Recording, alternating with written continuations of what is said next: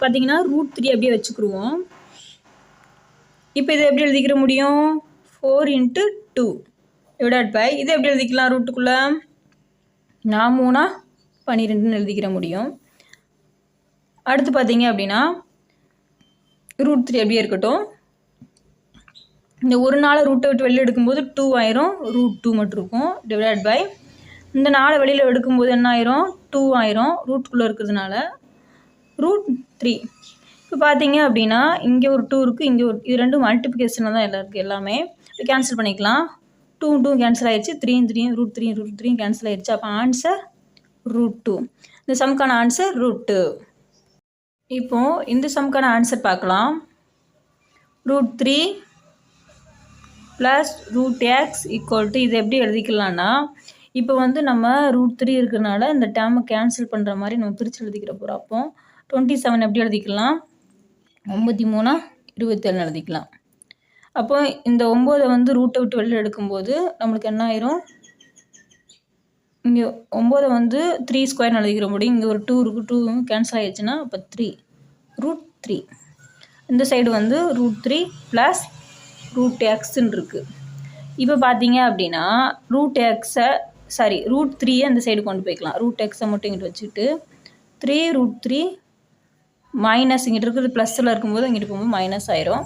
இப்போ √3 ஒரு 3யை காமனாக எடுத்துட்டோம் அப்படின்னா 3 - 1 = √3 2. அப்போ 2 √3 தான் இதோட மதிப்பு. அது வந்து √xக்கு.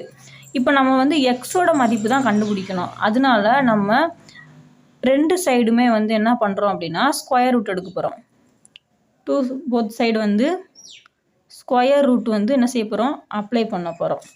அப்போ ஸ்கொயர் ரூட் அப்ளை பண்ணும்போது இங்கே உள்ள ரூட்டும் இங்கே உள்ள ரூட்டும் கேன்சல் ஆயிரும். ஸ்கொயர்டு அப்ளை பண்ணுறோம். √(x) = 2 √3 2. இப்போ இதை உள்ளே கொண்டு போனோம் அப்படின்னா இந்த ரூட்டும் 2வும் கேன்சல் ஆகி x = கிடச்சிரும். இது உள்ள இதுக்கும் காமனாக கொண்டு போகணும், இதுக்கும் காமனாக கொண்டு போகணும். அப்போ 2 ஸ்கொயர் பண்ணும்போது 4. இங்கே ரூட்டும் இந்த 2வும் கேன்சல் ஆகிடுச்சுன்னா 3 கிடைக்கும். இப்போ 4 12. அப்போ எக்ஸோட மதிப்பு 12. இந்த மாதிரி சம் கொடுத்தாங்க அப்படின்னா நம்ம இந்த மாதிரி சால்வ் பண்ணிவிட்டு ரூட்டுக்குள்ளே இருந்துச்சு அப்படின்னா நம்ம ரூட்டை கேன்சல் பண்ணுறதுக்கு ஸ்கொயர் ரூட் எடுத்து இந்த மாதிரி ஆன்சரை சால்வ் பண்ணி கண்டுபிடிக்கணும். இந்த மாதிரி ஒரு சம் கொடுத்தாங்க அப்படின்னா இப்போ பார்த்தீங்கன்னா 0 power 0 factorial divided by 0 factorial power 0. இப்போ ஃபஸ்ட்டு நம்ம இதை எப்படி சால்வ் பண்ணலான்னு பார்க்கலாமா? 0 பவருக்கு ஃபேக்டோரியல், அதாவது 0 ஃபேக்டோரியலோட மதிப்பு 1. அப்போது 0 ஃபேக்டரோட மதிப்பு 1 அப்படின்னா 0 பவர் 1 ஆயிடுச்சு. டிவைடட் பை 0 ஃபேக்டரோட மதிப்பு 1. அப்போ 1 பவர் 0. இப்போ 0க்கு பவர் 1 இருந்துச்சு அப்படின்னா நம்மளுக்கு 0 தான் கிடைக்கும். ஆனால் 1க்கு பவர் தெரியும், x பவர் 0 = 1. அப்போ x அப்படின்னா நம்ம 1லேருந்து இந்த மாதிரி இன்ஃபினிட்டி வரைக்கும் போய்கிட்டே இருக்கும். அப்போது எக்ஸ் இருக்கிற இடத்துல என்ன இருக்குது? நம்மளுக்கு 1 இருக்குது. பவர் 0 வந்துச்சு அப்படின்னா அதோட வேல்யூ 1. 0/1ஓட வேல்யூ 0. அப்போ இந்த சம்முக்கான ஆன்சர் 0. இந்த மாதிரி 0 ஃபேக்டோரியல் மதிப்பு கேட்டாங்க அப்படின்னா 1. இந்த மாதிரி சம் கொடுத்தாங்க அப்படின்னா நம்ம கீழே போடுற மாதிரி ரெண்டுமே வந்து 0 0ன்னு இருக்குன்னு கேன்சல் பண்ணி 1ன்னு போட்டுறக்கூடாது. இல்லாட்டா 0ன்னு மொட்டைக்கட்டையாக போட்டுறக்கூடாது.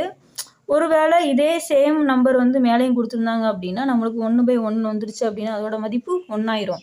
அப்போ இந்த மாதிரி நம்ம மேலே சால்வ் பண்ணி பார்த்துட்டு தான் போடணும். அப்போ இந்த சம்மோட ஆன்சர் வந்து 0. இந்த சம் பார்த்தீங்க அப்படின்னா ஃபஸ்ட்டு நம்ம ரூட்டுக்குள்ளே உள்ளதுக்கு சால்வ் பண்ணிக்கலாம்.